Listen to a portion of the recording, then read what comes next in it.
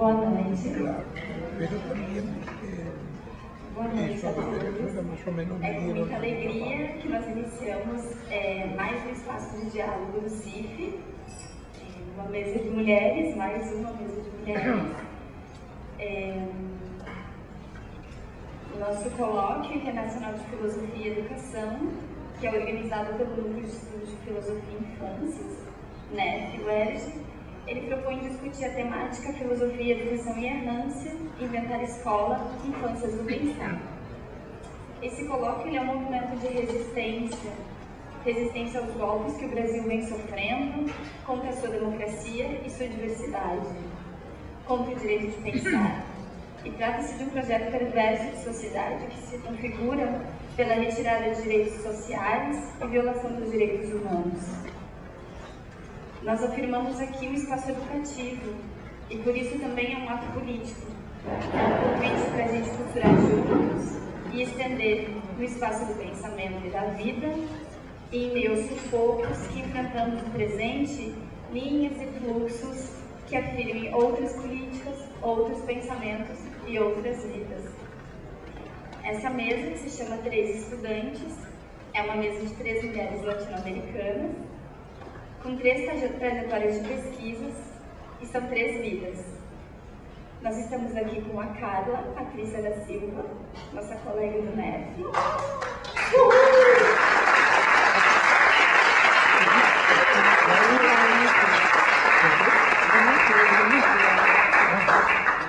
Ela é professora de filosofia, licenciada em filosofia pela Universidade Federal de Alagoas e é doutoranda em educação pela Universidade do Estado do Rio de Janeiro. A Ana Lucia Lagunes, que é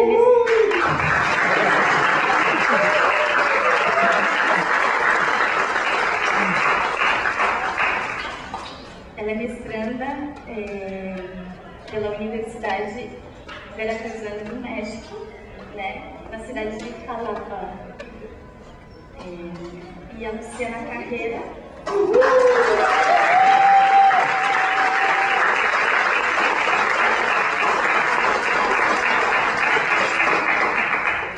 Eu ensaiei muito o nome dela, então eu vou falar. Luciana Carreira Aizpitadze, professora de filosofia. Ela é doutoranda em filosofia na Universidade Nacional de La Plata e ela é integrante do projeto de filosofia com crianças da Escola Graduada Joaquim V. Gonçalves. A prioridade do nosso colóquio é o diálogo, então as nossas 3 mulheres vão apresentar os seus projetos e depois a gente abre um espaço para conversa.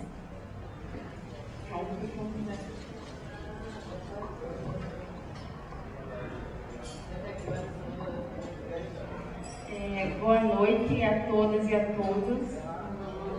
É uma felicidade enorme poder ter a oportunidade de voltar ao UERJ sempre. E quero muito agradecer ao NEF, ao UERJ, a cada trabalhador e trabalhadora do Estado do Rio de Janeiro que tem tornado a minha vida de estudante menos difícil. Então, esse texto é dedicado também a essas pessoas. E gostaria de agradecer também a alguns amigos queridos que ficaram muito felizes pela minha presença aqui nessa mesa. Então, meu agradecimento. Então, esse texto, na verdade, é uma síntese, é um resumo mesmo do que eu tenho pensado um pouco antes de eu ingressar no doutorado aqui na UERJ, no início do ano de 2017. E ele se propõe um pouco se adaptando à proposta do colóquio, que é pensar a filosofia, educação e errância. Então, essa palavra errância entra como um modo de eu tentar apresentar para vocês o que e como eu estou pensando quando eu penso infância, vivências e pensamento em algumas escolas de periferias da capital alagoana, Maceió, Alagoas. Então, o texto vai muito nesse sentido. Eu não preparei slides.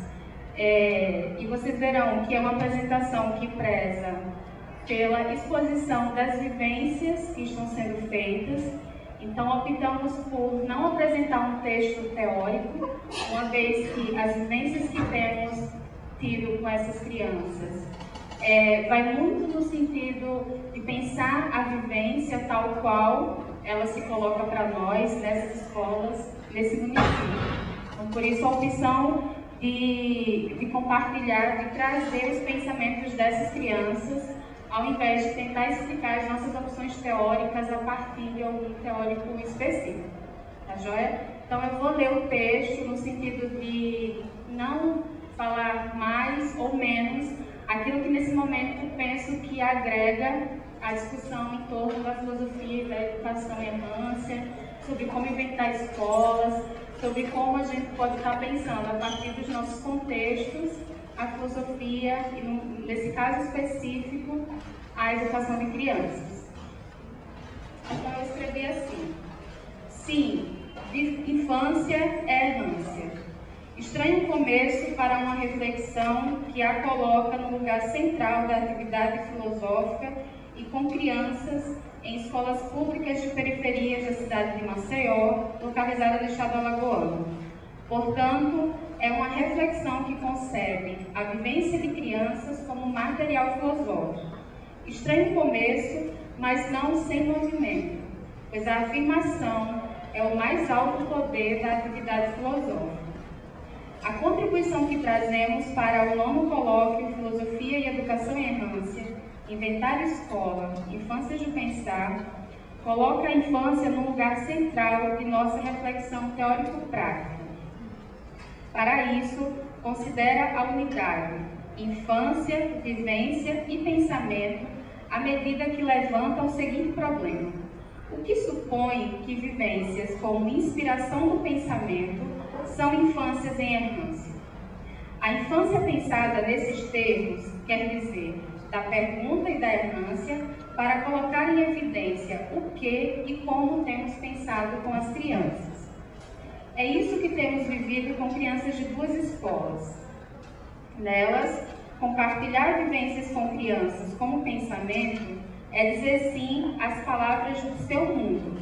Portanto, lagoa, praias, pesca, sururu e peixes, escola, violência e quintal são palavras que têm nos feito pensar filosoficamente o nosso lugar de origem.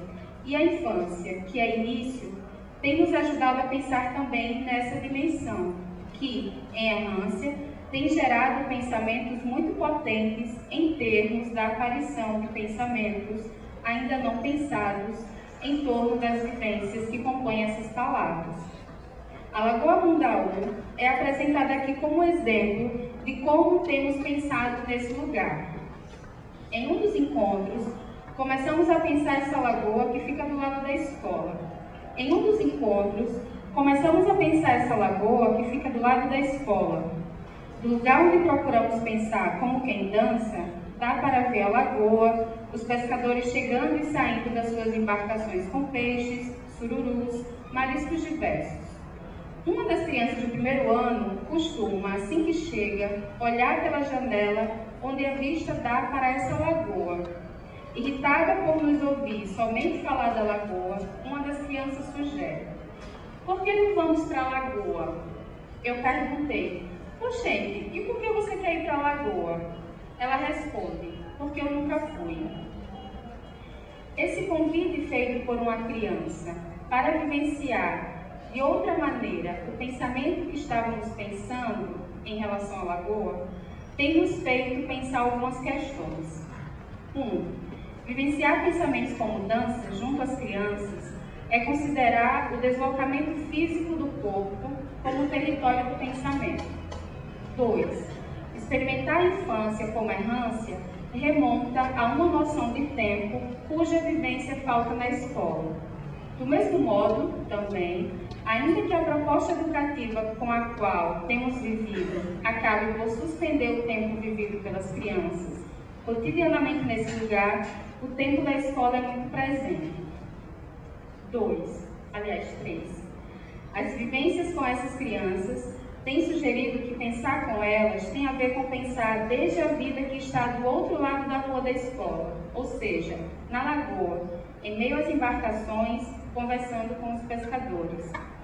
4. O pensamento como dança e a infância em errância, apesar da recusa aparente por pensar a Lagoa Mundaú, tem convidado a pensar com o mundo, no mundo, lá fora. Além desses apontamentos, perguntamos: como temos respondido ao convite da infância, que olha através da janela da escola e quer vivenciar a sua vontade, viver o seu mundo?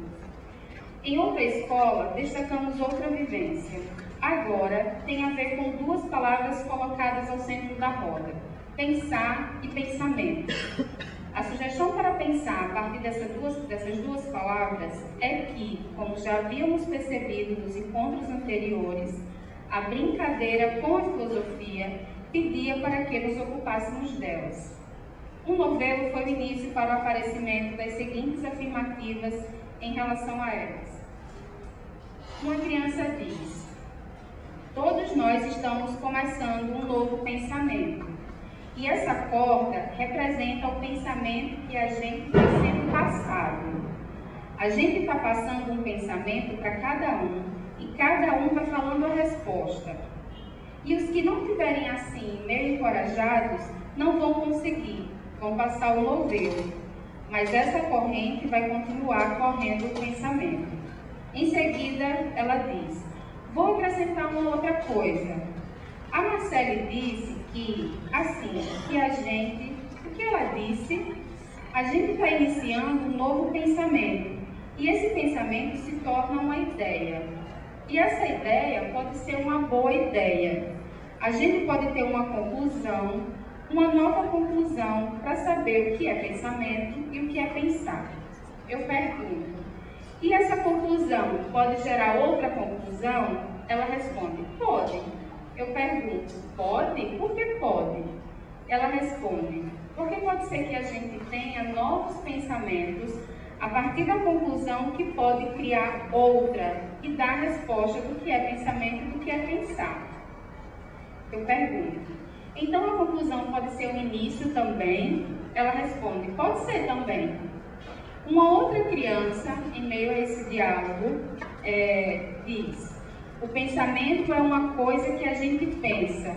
O pensamento é uma coisa que a gente pode pensar. É uma coisa da vida da gente. E aí, o que é que eu tenho pensado aqui nesse resumozinho em relação a essas duas exposições que essas crianças fizeram em torno do pensamento?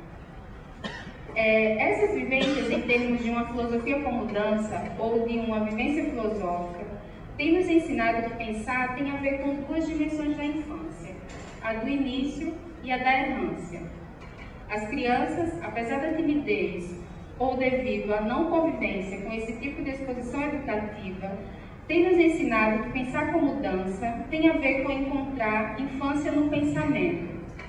Desse modo, o pensamento colocado nessa dimensão tem a ver com correr riscos, pois nada está dado nem previamente nem durante, porque as crianças trazem elementos novos, gerando assim o nascimento de algum pensamento não pensado em relação ao que estivemos pensando e que, uma vez compartilhado, acaba voltando para o pensamento que provocou o início, mas não da maneira que o iniciamos.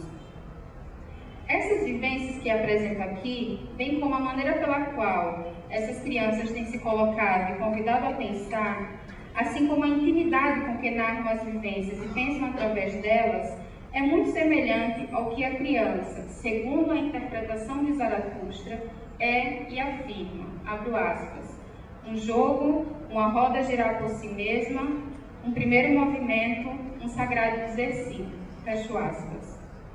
Nessas duas escolas públicas de Maceió, quando uma criança diz que o pensamento é uma coisa que a gente pode pensar, é uma coisa da vida da gente e que todos nós estamos começando um novo pensamento, nos ensina que o pensamento como dança é infância em errância, ou seja, é uma prática educativa da atividade filosófica. Isso ocorre porque elas atribuem outros valores à vida e ao pensamento. Quer dizer, o modo como as crianças pensam pelas vivências inverte o pensamento filosófico cuja narrativa é feita a partir do homem teórico, que, por julgar ser a atividade filosófica da ordem da verdade, olha a vida, ou a vivência, nesse caso, como inferior. Com efeito, junto às crianças, temos vivido outra dimensão da atividade filosófica, porque temos experimentado um tipo de atividade em que o pensamento filosófico é qualquer coisa que a gente pode pensar, e, se assim é, pensamos os pensamentos da vida da gente sem nos separar da vida. Com isso, temos pensado a vida, vivendo e testemunhando que a filosofia não pode estar em outro lugar senão sendo parte da vida de cada infância e da infância da vida.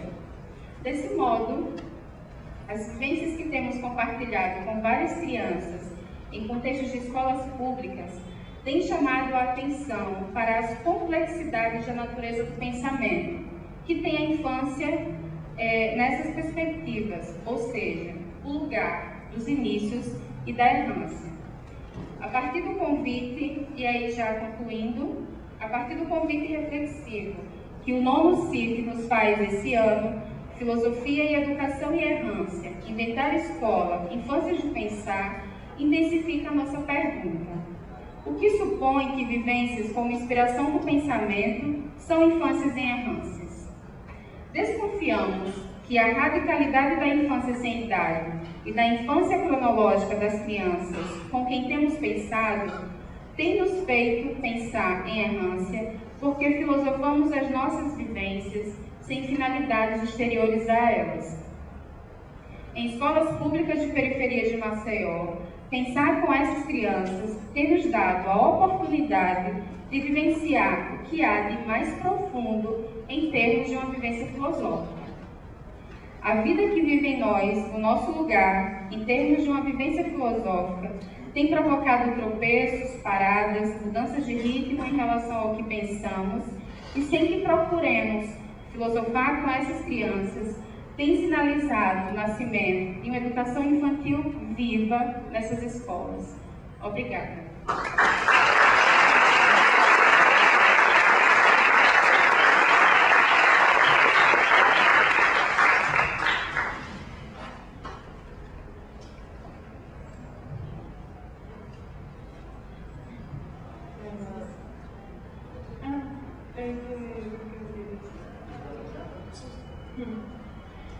Hola, buenas noches.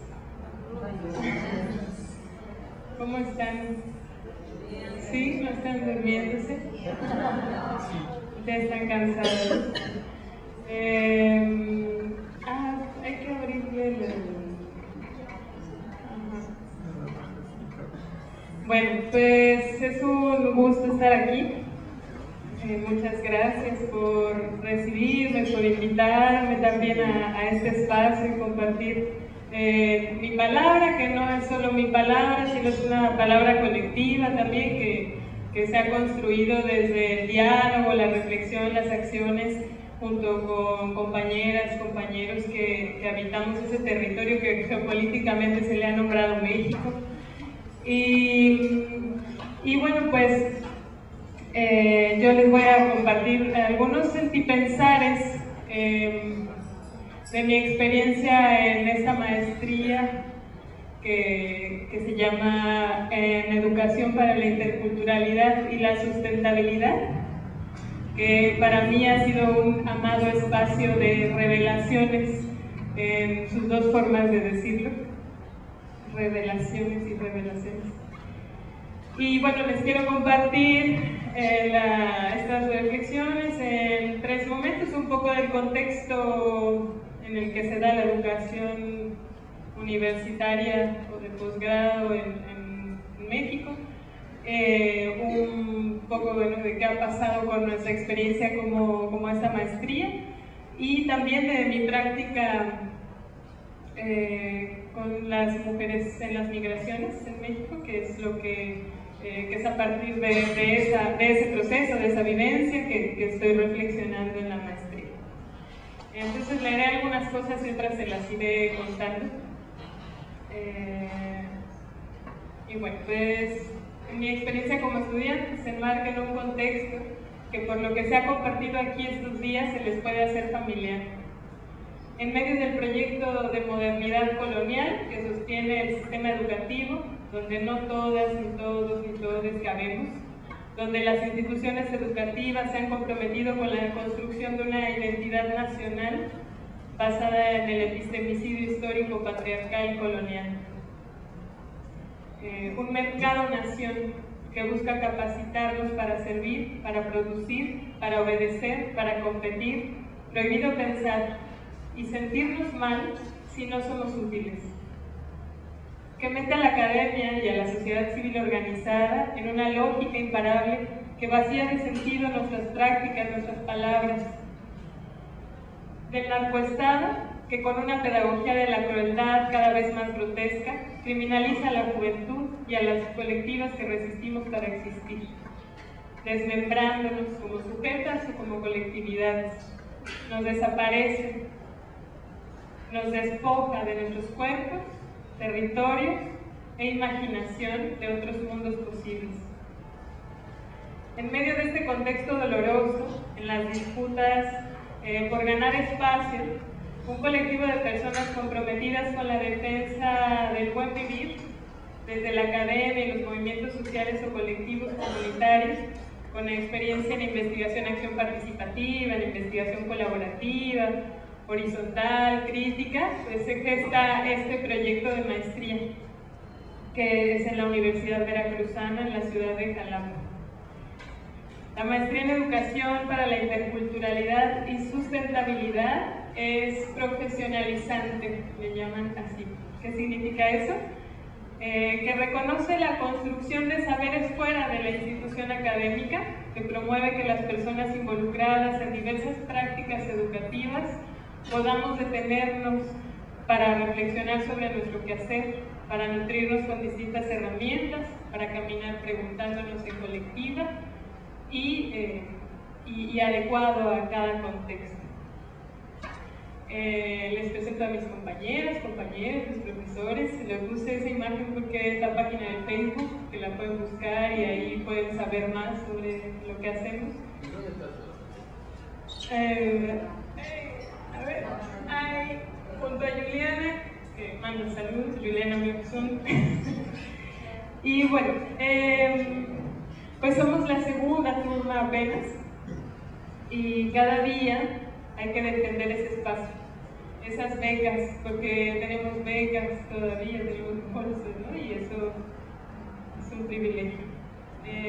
Ese espacio existe pues gracias a profesores, profesoras y estudiantes comprometidos con esta revelación y revelación. Revelación porque es un espacio para descubrir lo oculto, ese proceso de reflexión personal y colectiva, para darnos cuenta de cómo estamos construidas, de cuestionarnos, de intentar descolonizarnos y para generar prácticas educativas y de producción de saberes desobedientes, peligrosos para el status quo. Bueno, pues cada persona de las que estamos ahí, ¿le pueden pasar a la siguiente? A ver si no sé si se alcanza a ver el mapa, pero los hilitos que están aquí somos como cada uno de nosotros y es de donde venimos, de México. Estamos regados por el territorio, sobre todo el sureste del país, y cada una de nosotras, profesores, estudiantes, estamos comprometidos con una lucha colectiva. Cada uno de nosotros que estamos ahí pertenecemos a un grupo, somos más. Y defendemos la vida, el agua, los cerros, la tierra, los saberes que están en las semillas, en la lengua, en el alimento, en la música, el tejido, las fiestas, los rituales, los encuentros que se dan en las escuelas, en los jardines, en los museos, en las casas, en los albergues, las prácticas para organizarnos, para nacer, para educar, para crear, dialogar, cuidarnos. Así puedo resumir un poco los distintos proyectos en los que estamos involucradas, de los que somos parte. Pero imagínense qué pasa cuando se juntan tantas rebeldías. Pues no es fácil. Llevamos un año juntas y hemos aprendido muchas cosas, a darle lugar a nuestras diferencias, practicar la hospitalidad para el otro y la otra, ejercitando mucho la paciencia para escucharnos y hacernos entender, porque venimos de distintos lugares, formaciones, experimentamos distintos momentos en nuestras vidas y cada una va teniendo su proceso en esas revelaciones y revelaciones, ¿no? Así hemos ido compartiendo malestares, desacuerdos, discutiendo, riendo, organizándonos, conviviendo. Poco a poco nos hemos ido sorprendiendo de cómo vamos apropiándonos de la lucha de la otra, ¿no? De repente cada quien era su lucha y ahora ya nos vemos hablando reflexionando qué pasa con la partería, en donde estamos buscando la soberanía alimentaria, y qué pasa con la extracción de gas en mi territorio cuando estoy hablando de migración, y bueno, así vamos entretejiendo, vamos haciendo como una red colorida. Y eso, ¿no? Las luchas ya no son ajenas, sino son nuestras también. Y bueno, pues la minoría de la población en México es quien tiene acceso a la universidad, y cada vez menos en cuanto a posgrados, ¿no? Cada uno de nosotros luchamos mucho con ese sentimiento de sabernos privilegiados, pero en vez de negarlo o querer hacer como que no, pues mejor lo asumimos y vemos de qué forma vamos a redistribuir ese recurso, a retribuir y también a recibirlo con gratitud y placer, disfrutar, ¿no?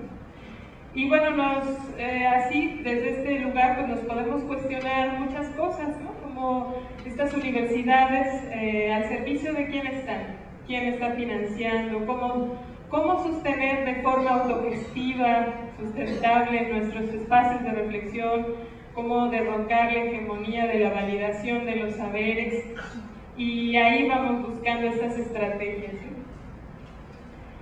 Y bueno, les cuento también que pues yo me formé, hice la graduación en psicología en la Universidad Nacional Autónoma de México, y de ahí me dediqué a trabajar en distintos procesos comunitarios a través del arte, siempre desde la sociedad civil organizada. En los últimos años estuve colaborando en Chiapas, viviendo ahí y trabajando en el Centro de Derechos Humanos Fray Matías de Córdoba. Esa experiencia, esa vivencia fue la que me llevó a buscar la MEIS, la maestría. Ahí en este Centro de Derechos Humanos, que está en la frontera con Guatemala, es así, la puntita de Chiapas, y ya estamos, antes era Guatemala, y bueno, ahí luego platicamos si quieren.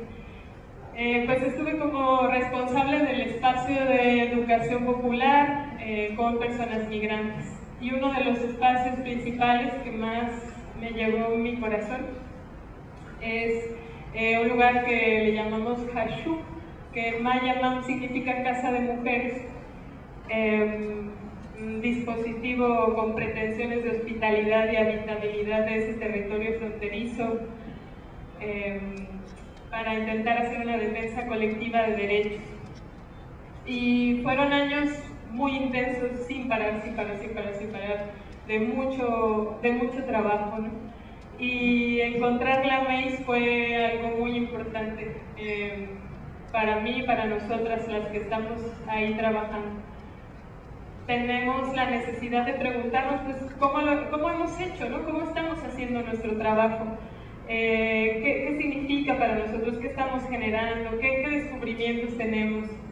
Queremos tener esa oportunidad de pensar y de producir nuestra palabra, y no solo que vengan investigadores externos y hablar de las migraciones, y nosotras estamos ahí, ¿no?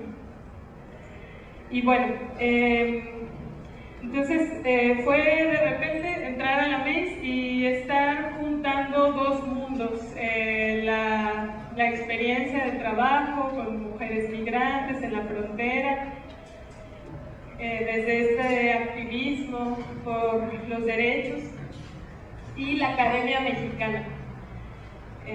Son dos mundos con sus lógicas cada uno, no es nada fácil tampoco. Implica reconocer y afrontar juntas los sistemas de opresión que atraviesan ambos espacios, el capitalismo, el patriarcado y el colonialismo. Y pues eso tiene efectos emocionales y políticos ricos, pero también difíciles. Y entonces, bueno, ha sido ese caminar y tener el espacio de la maestría para poder darle lugar a esos efectos. Me he dado cuenta que se requieren muchas cosas para poder estar en un proceso de maestría así que busca esta idea de la profesionalización. Se necesita un puente para mediar entre los ritmos, demandas y expectativas de cada ámbito. Se necesita una traducción entre los sentidos y significados que se producen en cada proceso. Una brújula, pensé, que también se necesita para mantener clara la dirección en medio de la incertidumbre que genera la deconstrucción y la búsqueda de nuevas formas de hacer saber. Y una red amorosa y confiable para caer cuantas veces sea necesario. Y eso se ha ido tejiendo entre Chiapas y Jalapa, ¿no? Así, esos elementos. Desde la colectiva que sostenemos la Casa de Mujeres en Chiapas, reconocemos que defender derechos y generar espacios para formar en ello tiene sus trampas político-epistemológicas y estratégico-metodológicas. Por eso decidimos revisar nuestras prácticas de defensa y de formación.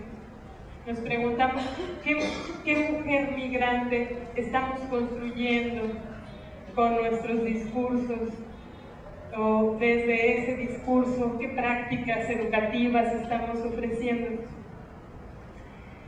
Y este ejercicio de autocrítica, de reflexión, creemos que ya es importante en sí, pero también hemos querido tener cuidado en el método para hacer la reflexión. Entonces, tomamos a los feminismos descoloniales para inspirarnos en generar alguna metodología para eso. Los feminismos descoloniales que buscan desmontar la colonialidad del poder, del saber, del ser, del género, que rompen con las consignas que no se puede descolonizar sin despatriarcalizar, que no hay un solo feminismo y que rechazamos la institucionalización de la perspectiva de género. Considera el tejido de opresiones que se ponen en juego, renunciando a esencialismos, reconociendo la producción de distintas categorías organizadoras de la vida social como el género, la raza, la clase, como operaciones específicas por medio de las cuales se produce un sistema de diferencias que justifica y naturaliza los regímenes capitalista, heteropatriarcal, racista y eurocéntrico. Desde esta complejidad se propone descentrar al sujeto del feminismo, la mujer, o al de derechos humanos, el hombre blanco, así. Y ha sido complejo y asombroso estudiar todo esto, conocer estos posicionamientos, reconocerme en esas lecturas, desconocerme también. Pero, ¿y cómo se pone en práctica? ¿Qué hacer con todas esas palabras nuevas cuando uno tiene esa oportunidad de empezar a leer y descubres cuántas cosas, cuántas formas de nombrar lo que estás viviendo? Y cómo compartirla con quienes no tienen una beca y por lo tanto no tienen el tiempo para ponerse a leer, para disfrutar de ese proceso reflexivo. Y ahí ha sido el reto. Decimos que estamos haciendo una cocina metodológica. Estamos cocinando metodologías y estamos inventando caminos para intentar compartir estas palabras que han sido generadas por muchas teóricas también interesantes y todo, ver si nos hacen sentido, producir nuestras propias definiciones. Y ahí hemos ido provocando espacios para hacer un diálogo entre las mujeres involucradas en el proceso, mujeres que vienen de Centroamérica a Chiapas, mujeres que venimos de diferentes lados a trabajar ahí en la organización, a Tapachula, Chiapas, y reconociéndonos diversas, diferentes, reconociendo nuestras desigualdades también. nuestros ejercicios de poder, también nuestros saberes, nuestro cariño, nuestra confianza que podemos construir y ver cómo nos acomodamos.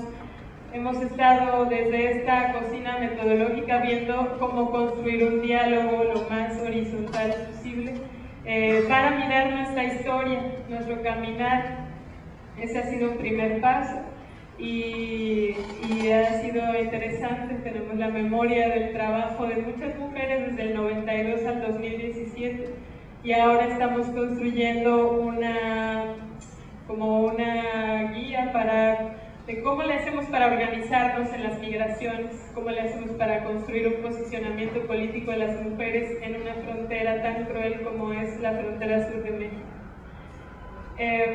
y defender la vida.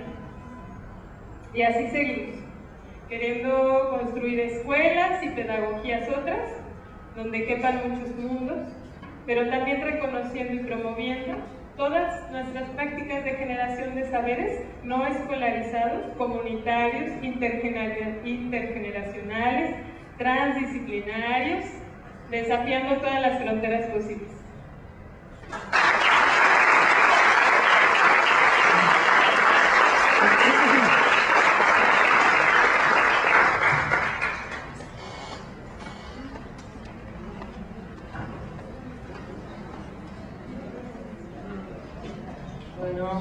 Buenas noches.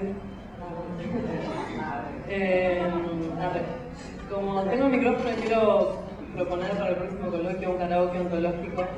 Siempre que agarro un micrófono quiero hacer karaoke. Y un karaoke ontológico estaría bien. Por ejemplo, en Bohemian Rhapsody dice: "Is this the real life? Is this just fantasy?" Bueno, con esto me presento. Bueno, este es mi trabajo. Yo hoy, quiero agradecer por que me hayan invitado, a Walter, a Nefi, a Laura que nos trajo, a la escuela anexa que nos becó. Me encanta estar en Río en este momento de agitación política, en este momento de toda Latinoamérica.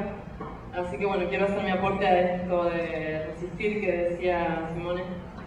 Y me siento un poco intrusa en la mesa porque justamente yo quería hablar de otras identidades y haciendo un poco de autobiografía, a mí la identidad mujer siempre me incomodó un poco. Siempre cuando era niña sentí bastante la disciplina de encajar en el género mujer y entonces la identidad lesbiana me hace sentir un poco más libre. Y justamente hoy quería hablar de estas otras infancias y como la filosofía es filía, es amistad, quiero aprovechar para hacerle un homenaje a una amiga, Shirley, que murió en el trayecto desde que escribí este trabajo hasta acá. Este trabajo fue motivado en realidad por unos femicidios de estudiantes de la Universidad de La Plata, Lucía Ríos Müller, que tenía 16 años, Emma Córdoba, que tenía 26, y también cuando estaba escribiendo el trabajo asesinaron a Marielle Franco. Entonces también pensaba en eso, como tener la identidad mujer, a qué peligros nos arroja. Y entonces estaba pensando en ellas cuando lo escribí. Después pasó esto de mi amiga Shirley, que era travesti, peruana, migrante, afrodescendiente, vivía en Argentina. Entonces, voy a hablar un poco de todas ellas. Respecto de esta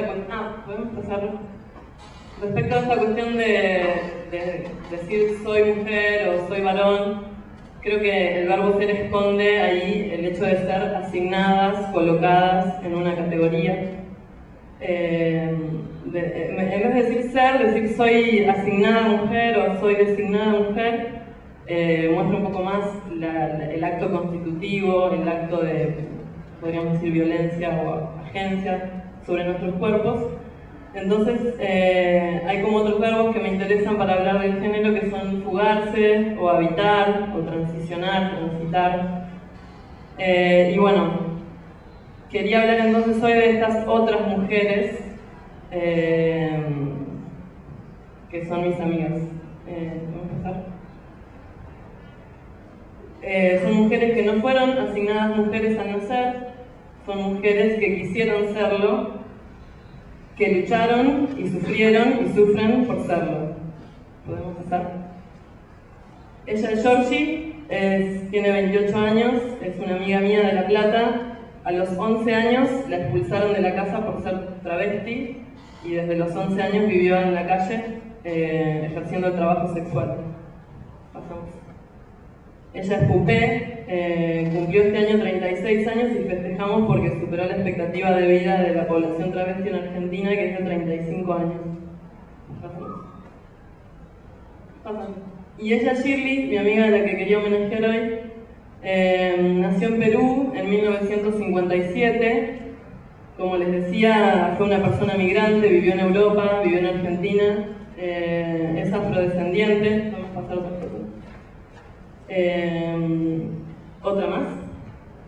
Bueno, esa es ella, era una señora ya a esta altura, ¿no? Tenía 61 años. Murió hace un poco más de un mes, tenía SIDA. Pasamos. Estos son sus padres y atrás, no sé si se ve, hay una foto de ella ya travestida. Su familia era hermosa, tenía una familia que la quería, pero bueno, aún así sufrió todas las exclusiones que sufre una persona travesti en este mundo. ¿Podemos pasar otra? Ahí está en un cumpleaños familiar. También quería ver esto, ¿no? Las travestis son más que una persona parada en la esquina, tienen una vida, amigos, familia. ¿Otra más? Ella era artista, pintaba, en el último tiempo se dedicaba a vender cuadros y en sus cuadros hay un pensamiento político, artístico, disidente, un manifiesto. Ahí vemos este cuadro de una travesti. ¿Podemos pasar otro? Una niña blanca teniendo sexo con una esclava negra. Ahí también está la intervención que hace ella desde el arte respecto al racismo, de la discriminación, etc. Podemos pasar otro. Y acá está en el hospital, en una de sus últimas internaciones, tuvo varias. En el hospital, en Argentina existe la ley de identidad de género, que obliga a todas las personas a tratar a las personas con el nombre que ellas mismas se asignan. Esto en Argentina no se respeta y tanto cuando murió como antes la llamaban por el nombre que ella tenía en su cédula de identidad, que era un nombre masculino que le asignaron al nacer. Cuando ella murió también sufrió un montón de violencia respecto a esto de la identidad, y yo quería recomendarles, ¿podemos pasar?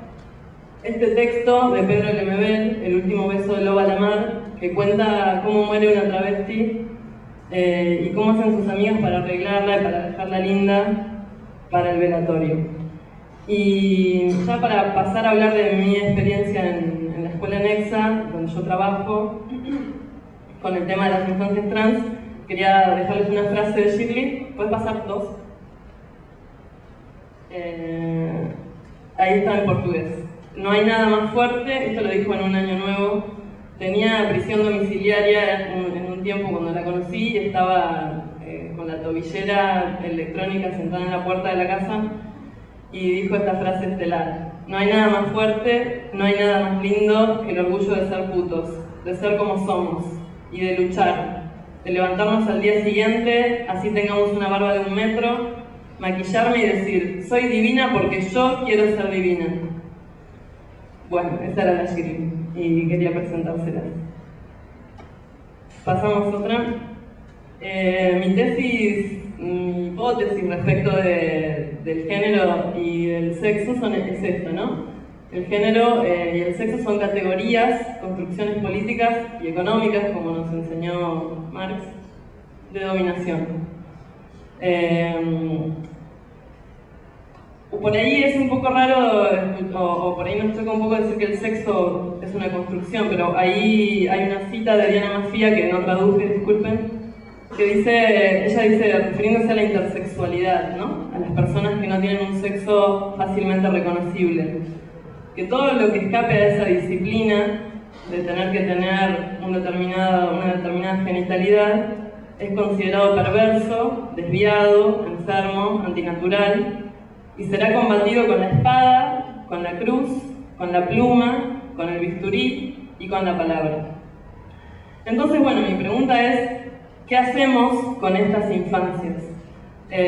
No solo con las infancias trans o con las infancias intersexuales o LGTB, sino también con los niños y niñas que luego van a habitar el mundo y van a acoger a estas personitas o las van a discriminar, ¿sí? O sea, nosotros formamos a personas que tal vez en el futuro tengan hijos o hijas travestis o trans, o gays o lesbianas, y que tal vez también, como pasó con los padres de la Georgie, los expulsen de su casa. Entonces nosotros estamos formando niños y niñas que van a ser adultos y, bueno, pienso que esta cuestión de qué lugar le damos a las infancias distintas, a los meninos viados no recomendados,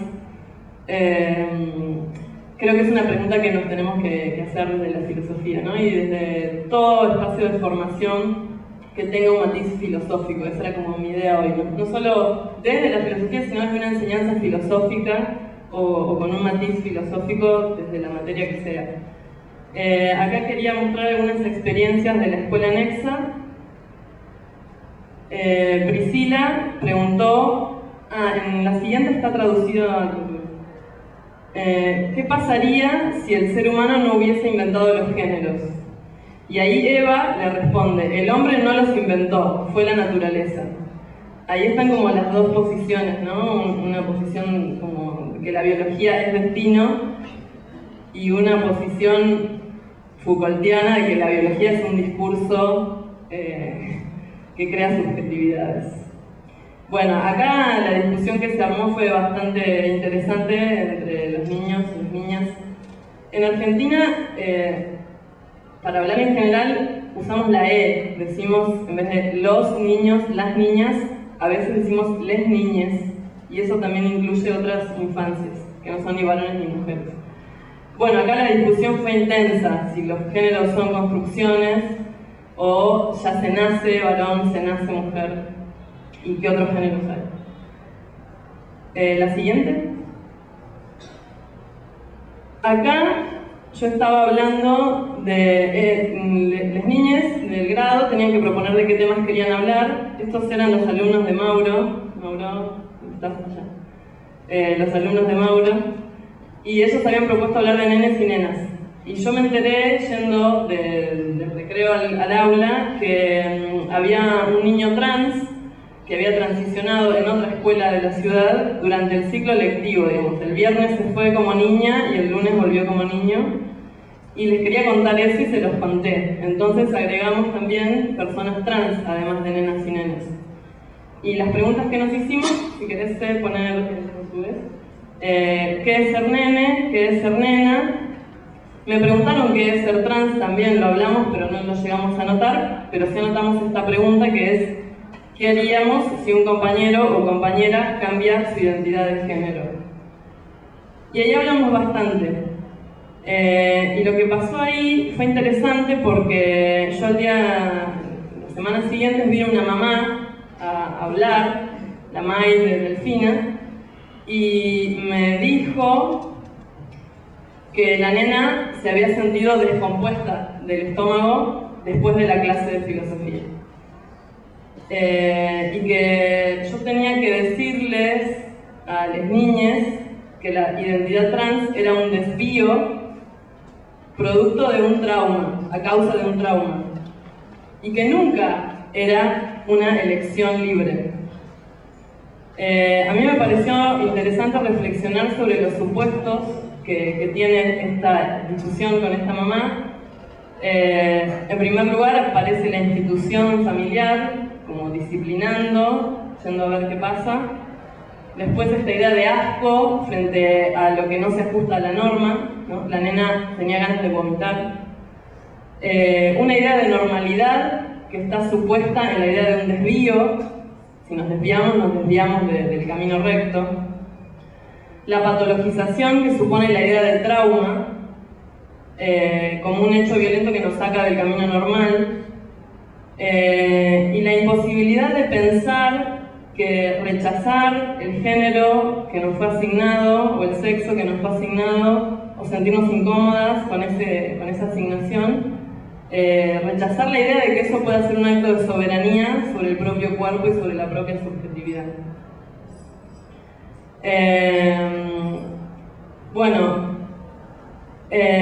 Lo que yo hablaba con esta mamá es que precisamente el hecho de tener que habitar un género, un sexo, de la manera que propone la sociedad, de la manera que proponen las instituciones que crean subjetividades, es precisamente lo que genera el trauma.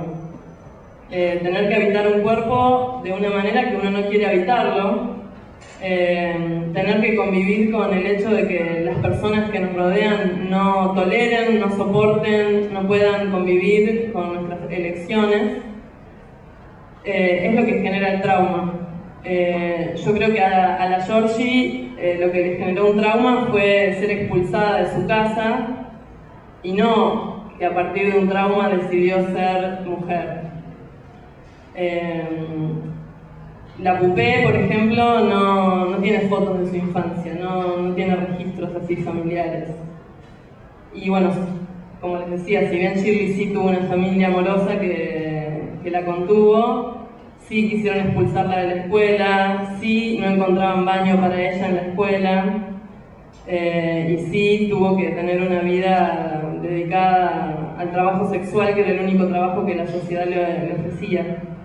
Y sí estuvo presa en un penal por ejercer el trabajo sexual, por tener relación con las drogas, como tienen las travestis en la calle. Entonces, esos son los traumas, creo yo, que suceden a posteriori, no a priori, y que son la causa de querer cambiar el género.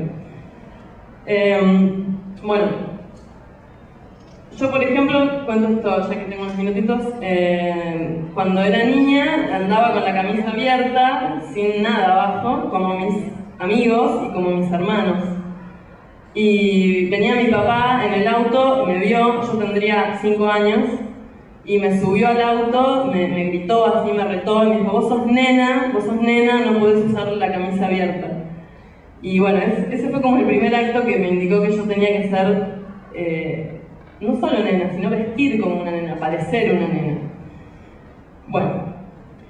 Algunas preguntas que pienso que tenemos que preguntarnos, algunas preguntas que todo esto a mí me genera desde la filosofía, es ¿por qué, ya que esta mamá se puso mal porque yo hablé de esto, pregunto, ¿por qué se debería evitar hablar de la existencia de otros géneros y de otras identidades a niños pequeños? ¿Por qué deberíamos ocultarles que existen otras cosas además de la heterosexualidad? ¿Por qué les decimos que solo hay varones y mujeres cuando, según las estadísticas, el 1% de la población mundial es intersexual? Cuando además hay infinidad de otras identidades que desafían el binarismo. Preguntarnos también qué violencias tiene destinadas un cuerpo, una persona, una vez que la medicina decide y la familia reproduce que es esto, un varón, una mujer y no otra cosa. Cuando pensamos la enseñanza de la filosofía hay un modo filosófico de enseñar. ¿Tenemos realmente en cuenta los supuestos de opresión que hacemos circular al asumir el sistema sexo-género en nuestra cotidianidad docente?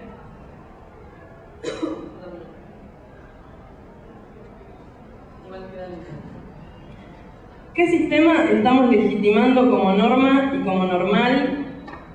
¿Qué estamos enseñando cuando evitamos hablar de eso otro? Y esta es la pregunta que más me hago.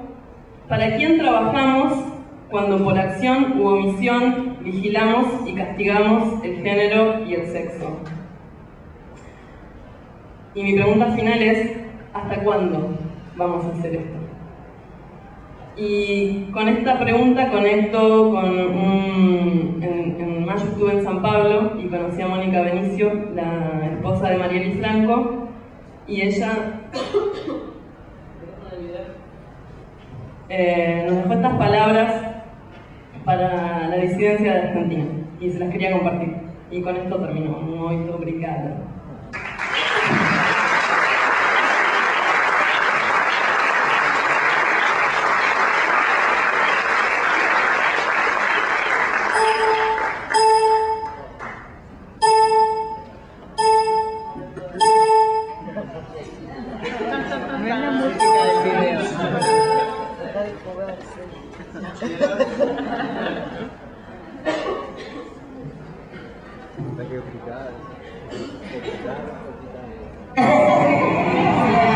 Tá valendo? Então vamos lá. Ô galera, sou Mônica Benício, companheira de Marielle, que foi brutalmente assassinada aqui no Rio de Janeiro. Hoje a gente está aqui na caminhada lésbica, bissexual em São Paulo. É um momento de muita resistência, muita luta, sobretudo também de comemoração. Mas é fundamental que a gente continue ocupando os espaços da rua, das praças, continue resistindo, continue ocupando todos os coletivos, porque a revolução será feminista, ela está em curso. A gente tem que resistir sempre, porque o nosso corpo é político. A gente tem que fazer com que o Estado entenda que não seremos silenciados. Continuaremos sempre na busca por uma América Latina mais justa, mais igualitária, e seguiremos resistindo de mãos dadas, porque é isso, gente. Vamos que vamos juntas. E é maravilhoso estar aqui hoje com vocês, porque isso passa força e a gente encontra um motivo para seguir em frente.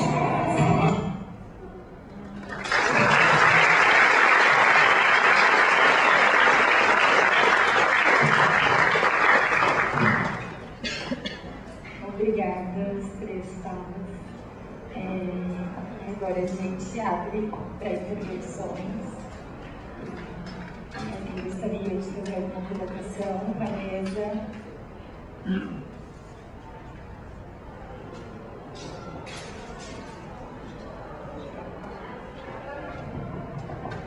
Por aqui na frente.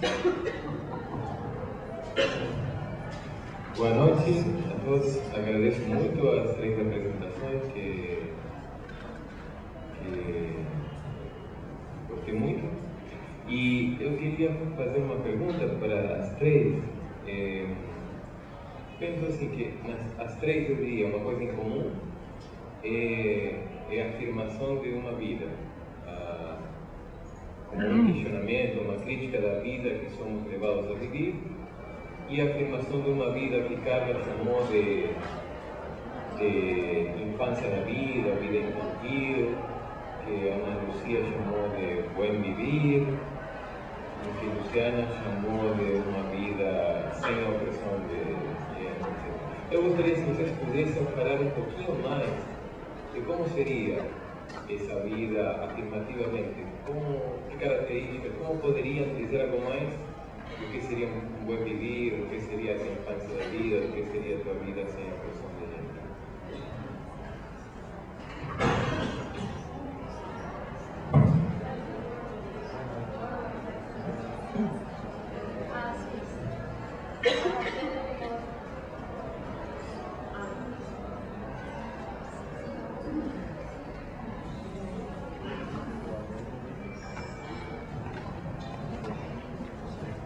Muchas gracias. Yo también quería primero agradecerles por sus relatos y yo quería hacerles una consulta respecto a una relación que se viene tomando mucho en el coloquio, que es la relación entre filosofía y política, y quería, digamos, conocer su opinión respecto a este punto. Hemos hablado, digamos, en el coloquio de la filosofía como una invención o como una errancia, definida principalmente como un camino sin un lugar puntual al que llegar, ¿no? Un caminar sin necesariamente saber a dónde vamos a llegar. Y por otro lado, entiendo en cierta medida la política como un camino hacia donde sabemos hacia dónde queremos llegar, ¿sí? O al menos hacia dónde no queremos llegar.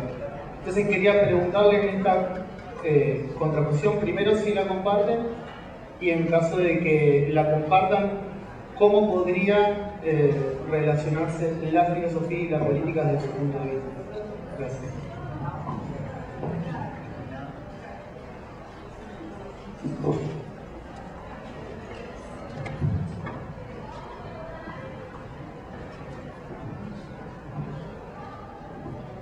Boa noite, me chamo Alex, Delícia, essa mesa de mulheres. Minha pergunta é para a companheira Luciana. Perguntas difíceis, para a gente continuar pensando por aí, mas a gente compreende que a luta de mulheres, de pretos e pretas, LGBTs, e tantos outros e outras, do universo adulto tem avançado muito, né? E aí a minha questão é possível pensar as crianças em dissidências trans nos ajudando a produzir um mundo outro a partir de uma lógica descolonizadora de corpos e gêneros e de infância? Maldosa, né?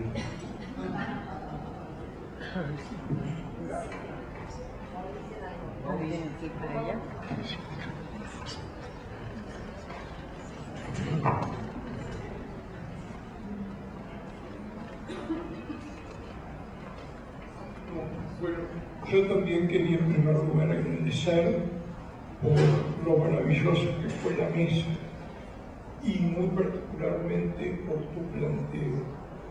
Y me quedó una duda al respecto, y es esa idea de filosofía, ¿no?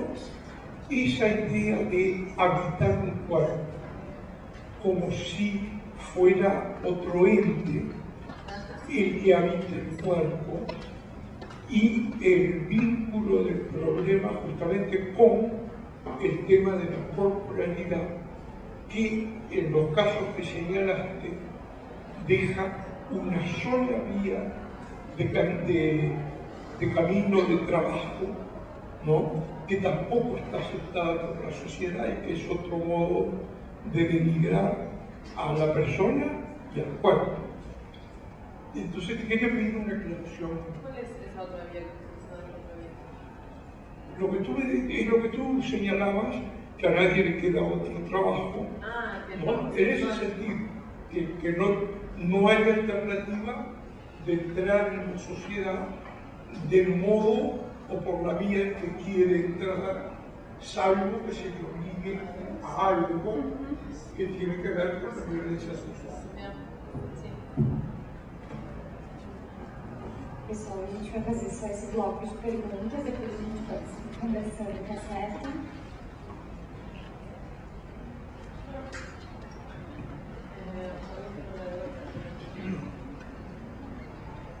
Bueno, si quieren respondo a las que me preguntaron a mí.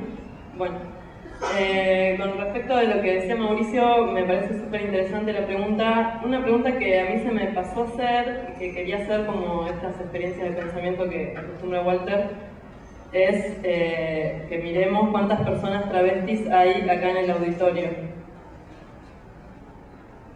Y bueno, en caso de que no haya ninguna, que nos preguntemos por qué.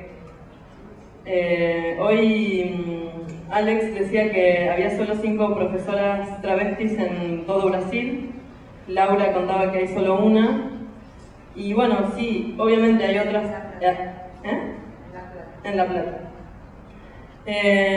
Obviamente que hay personas trans, bueno, hay una distinción que hacer entre una persona trans, una mujer trans y la identidad travesti como identidad política, ¿no? En general las travestis son personas pobres que han sido expulsadas de su casa. Hay una gran investigadora travesti que murió también, Loana Berkins, que hizo junto con Diana Zacayán, en parte, otra travesti, una investigación sobre la situación de las travestis en Argentina, y el 90% ejercía o ejerció el trabajo sexual. El 88% no terminó la escuela secundaria, la escuela primaria. Y bueno, entonces eso va dejando pocas posibilidades. También si no tenés una identidad, por ejemplo, una amiga que se llama como yo, también, que es travesti, fue adoptada en Chaco, no tiene ni su partida de nacimiento. Entonces, la pobreza mezclada con el ser migrante, mezclada con el ser travesti, me mata el aire acondicionado, por eso estoy así. deja pocas opciones en general, según las investigaciones que ellas mismas hicieron, de otro tipo de trabajos. Hay muchas que tienen emprendimientos autogestivos, como por ejemplo cooperativas textiles, peluquerías.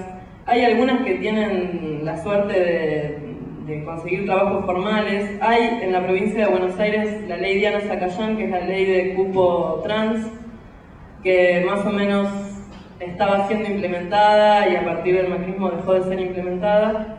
Hay en la Universidad de La Plata una lucha por el cupo trans, por el cupo laboral trans, pero en general la realidad es que es la salida que encuentran ellas, el ejercicio del trabajo sexual. Por lo menos todas las compañeras que yo conozco lo ejercen.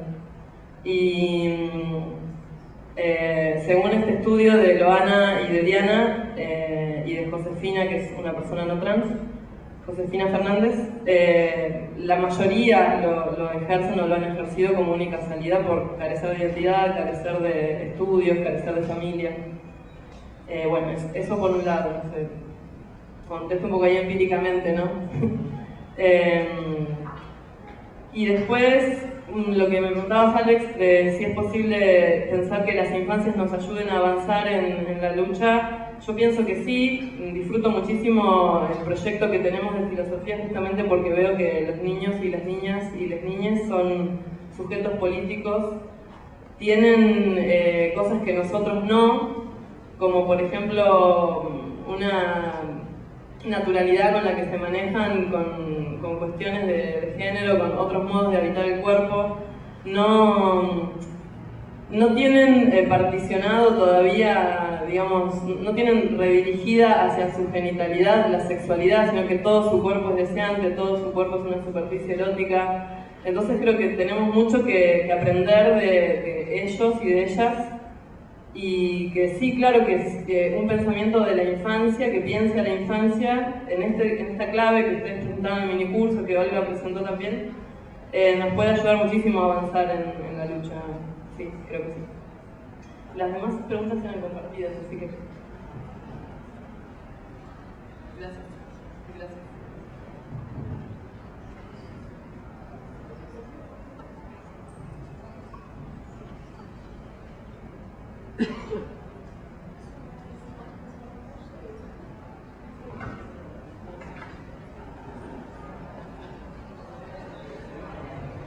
Primeiro eu vou tentar responder a primeira, e aí, como foi o orientador quem fez, eu acho que eu estou em apuros aqui.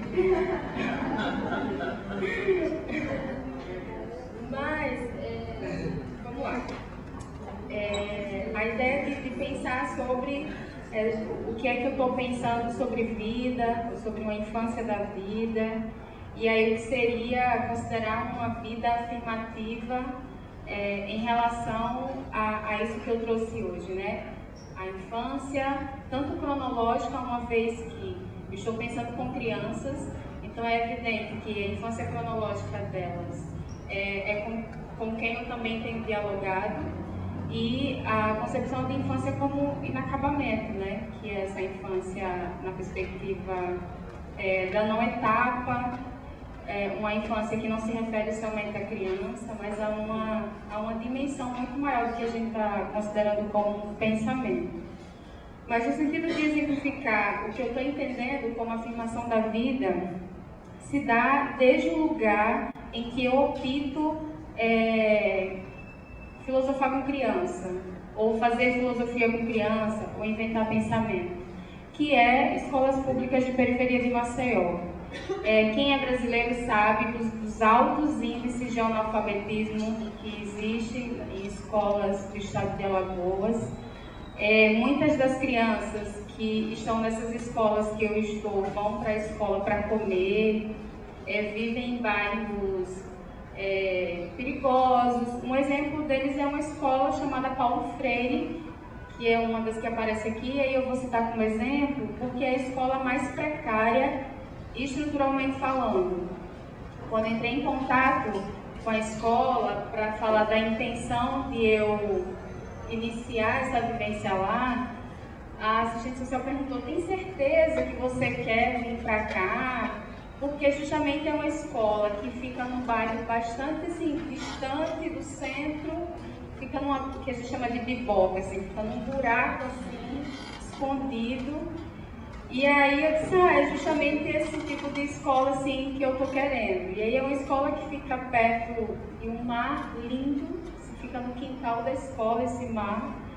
E aí, considerando que de algum modo essa relação desse ambiente natural com essa escola inspiraria vivências que essas crianças têm, desde essa precariedade de estar na escola, de estar na sua casa ou na rua, somando com esse ambiente natural que para nós é muito comum lá em Maceió. E aí, levar essa proposta de filosofar com crianças na escola é justamente afirmar uma vida entendida como não vida, que é uma negação do Estado, no sentido do garantidor de direitos, até a afirmação de uma vida que, por ser considerada uma não vida, pode potencializar aquilo que a gente está pensando como invenção do pensamento, ou uma filosofia que não está para pensar a partir de princípios de verdade. Então aqui, por exemplo, quando eu falo sobre, eu estou entendendo aqui infância, pensamento como um jogo, lá quando eu trago o Zaratustra, eu estou dizendo que esse jogo, ou por exemplo, que essa vida que eu estou afirmando, ela não está determinada previamente. As regras desse jogo não estão determinadas previamente. Elas acontecem no momento onde tanto eu quanto as crianças se dispõem a pensar, por exemplo, esse mar ou esse quintal que está ali na escola. Então, afirmar a vida é justamente esse dizer sim que Zaratustra fala lá. Então, dizer sim à vida, entender a vida como uma afirmação daquilo que nos acontece, seja essa vida precária, negada pelo Estado, até uma concepção de vida que a gente pode inventar dentro da escola. Então, é justamente a precariedade, a negação, a não-vida, que eu estou entendendo aqui como uma afirmação da vida, assim, com tudo aquilo que há de mais negativo, até aquilo que pode surgir como potência do pensamento ou dança do pensamento. Eu não sei se eu respondi, mas a afirmação da vida não é uma coisa assim romântica, no sentido de achar que essa precariedade é linda, que fofa essas crianças nessa escola precária, e vai uma professora de filosofia, um estudante de doutorado, nas melhores intenções. Não se trata disso. Se trata de encarar que a realidade é essa e que a gente está pensando a partir dela sem nenhuma intenção, a princípio, de modificar essa realidade. Modificar no sentido de que eu estou indo lá para emancipar essas crianças e dizer, olha, essa escola não é legal. A partir dessa precariedade, o que é que essas crianças podem estar pensando? Então, afirmar a vida nesse sentido é uma vivência filosófica que eu tenho tido lá e que é também uma forma de afirmar a minha vida. Eu, por exemplo, sou cicloativista, então o veículo com o qual eu vou até essas escolas é a bicicleta, e aí a minha vida está em perigo o tempo inteiro, né? Mas afirmando a vida assim, com risco, com perigo constante, seja da chegada até a escola, até estar lá, tem potencializado aquilo que eu estou entendendo como filosofia e infância. O colega perguntou sobre como é que eu estou pensando, que a gente está pensando, né, e aqui em relação ao meu trabalho, filosofia e política, e aí filosofia como invenção e errância, um caminhar sem saber até onde queremos chegar. Filosofia, no sentido clássico, tem muita relação com a política, né? Política tem a ver com a polis, que por sua vez tem a ver com o cuidado, né, dos cidadãos, com o cuidado das pessoas. Então a política existe para que as pessoas sejam felizes, se a gente considerar Aristóteles. Mas se a gente for pensar a concepção de política que a gente vê hoje é o contrário disso que a filosofia entende, desde a sua origem no sentido grego, do que seria a política, né? Uma relação com a felicidade, com o cuidado, com a colaboração, com viver bem coletivamente. A política, então, seria um princípio, na verdade, uma ação onde as pessoas convivem porque elas precisam serem felizes. Como eu estou entendendo a política nesse sentido, né? Escolher com quem e onde eu estou pensando, a partir do meu trabalho, já é uma posição política que eu tomo. Dizer, por exemplo, que eu não estou pensando com as crianças para emancipá-las ou para criar consciência, já é uma postura política que eu estou assumindo. E é uma política que é um não lugar, tanto dessa política clássica, eu não estou lá criando uma política para que as crianças sejam felizes, e ao mesmo tempo eu não estou, a partir dessa vivência, assumindo uma política que pretende formar elas para alguma coisa, instruí-la para alguma coisa externa àquilo que a gente tem feito.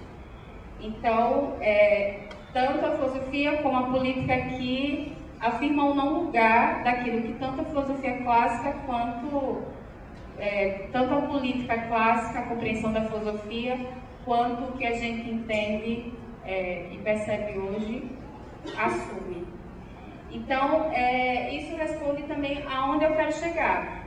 Na verdade, eu não quero chegar a lugar nenhum no sentido da utilidade, do que essas atividades vão devolver para a sociedade no sentido de consertar aquilo que está errado em termos de um modelo de sociedade antidemocrático, como no caso o Brasil nesse momento.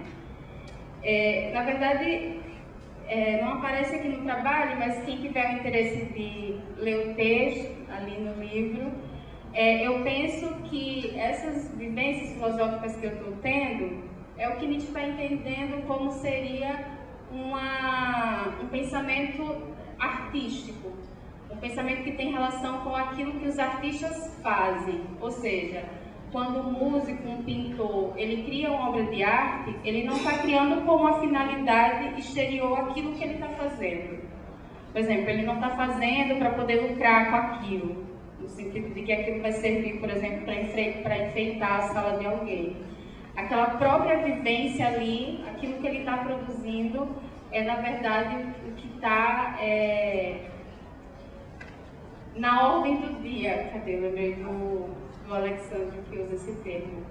É aquilo que está interessando naquele momento, e não algo exterior àquela prática.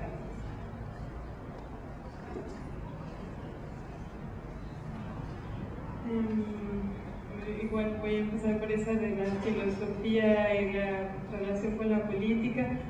Pues así yo parto de la idea que nada es neutral, ¿no?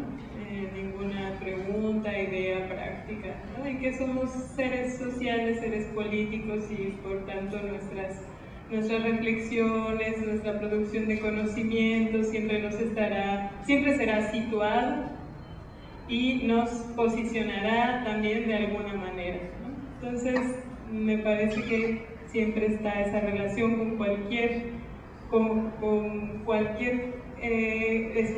producción que hagamos, ¿no?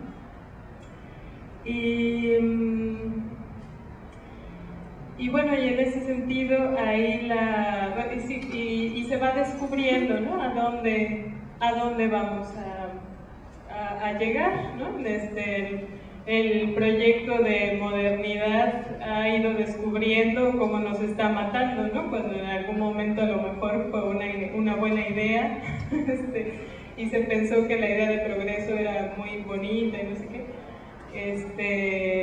Y vemos que nos está matando, ¿no? Siempre vamos descubriendo los efectos de esta posición política, la vamos descubriendo al caminar, ¿no? Entonces,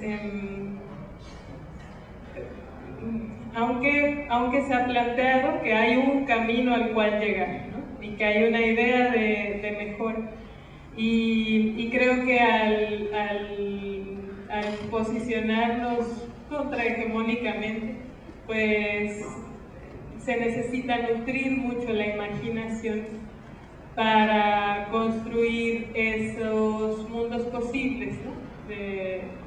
Le llaman así las comunidades zapatistas que buscan nos han enseñado sobre autonomía, que nos han enseñado sobre esta afirmación de la vida, ¿no? Que parten desde esta idea pues, del buen vivir, de la vida digna, de la rebeldía, que es esa posibilidad de estar resistiendo, pero no desde el padecer, sino desde el placer, porque si no nos estamos matando también en esa resistencia. Esa resistencia tiene que ser también de pulsión de vida, ¿no? Desde ese pulso. Entonces, ahí está, ¿no? Como ese es el misterio y esa es la búsqueda. ¿A dónde queremos ir? Que no es ese horizonte, construir esos horizontes, ¿no? Esos horizontes de sentidos, de significados, de prácticas, ¿no? Y en esa afirmación de vida, en Tzotzil le dicen de Gilkush Lejal, el buen vivir, Lekil Samtel, que le han querido poner las mujeres en las migraciones, al buen migrar, el derecho a migrar y el derecho a migrar con dignidad y también desde esta rebeldía. Pues también ahí hay un montón de disputas también. Entonces, pensando en esta cosa que no sea romántica, bueno, pues pues lo importante es estar alegres en la lucha. No es fácil, ¿no? Y hay una disputa ahí de cómo estamos construyendo ese camino y ese futuro que vamos descubriendo y a la vez que proponemos. Y creo que la apuesta es porque que tu existencia no niegue la de otros, ¿no? Y la de otras.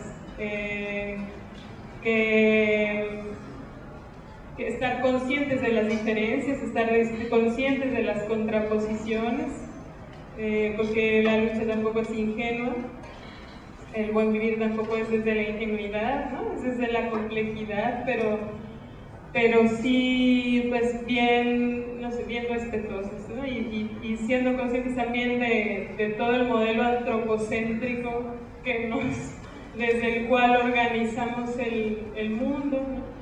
Y que también es bien importante, ¿no? Dejar de ver al mundo en el que habitamos como un recurso natural y todas estas ideas. También es parte de esa afirmación de la vida, es parte de reconocernos seres vivos, sociales, políticos, siempre, pero sí, como esta noción de conexión, ¿no? Con todo lo demás, con todo lo que existe, y que es una noción que nos cuesta un montón por las dicotomías y por cómo se nos ha impuesto esa forma de concebirnos, ¿no?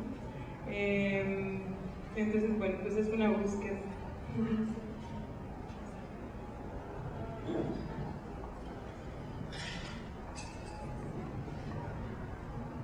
Bueno, re lindo lo que dijeron, me encantó lo que pensé. Comienzo respondiendo a la de la relación entre la filosofía y la política. Para mí son modos de vida, digamos, y creo que son el mismo. Bueno, no puedo pensar la filosofía sin pensarla también como un modo de vida político. Sí hay política sin filosofía, pero es la política que no queremos. Pienso que hay como dos sentidos de la palabra política. Uno es este modo de vida y creo que, como dice Foucault en esa charla con Chomsky, no hay forma de no hacer política, no es una relación, es nuestro ser. Y después está la política, el Estado, pedirle políticas al Estado, a estos estados horrorosos que tenemos. Creo que no se les puede pedir nada y entonces justamente ahí más la filosofía se tiene que relacionar con la política para, como decía ella, darnos modos políticos de vivir autónomos, como las comunidades ¿no? en México. Tener una existencia político-filosófica sería para mí. Y no sé si saber a dónde llegar. Para mí es la idea de los caminos, de los horizontes, me seducen más para pensar la filosofía que como un lugar al que llegar. Y también la política. Para mí la política no tiene que llegar a un lugar. Y esto se conecta con tu pregunta, Walter, porque pienso que no puede haber una vida sin opresión, digamos. Como decía Mónica Benicio ahí, nosotras y nosotros somos la resistencia. Tratamos de pensar cada vez más profundamente para resistir, para ser sujetos atentos, como decíamos hoy a la mañana, para estar, digamos, con la atención puesta en no oprimir, en no ser la policía del pensamiento. Pero los opresores no están acá, no vienen a estos congresos, los que realmente nos oprimen. Entonces siempre van a existir, creo, lamentablemente, y no solo se le puede dar batalla en las urnas como este domingo, sino existiendo y resistiendo.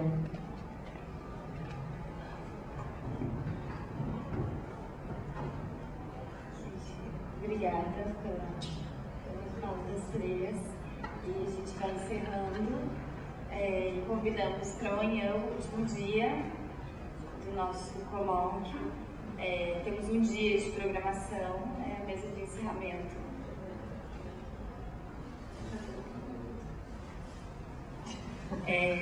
Os nossos livros estão à venda durante todo o colóquio. Começamos com uma mesa e encerramos com uma mesa também. Temos comunicações à tarde. Muito obrigada pela presença. Enfim, até amanhã.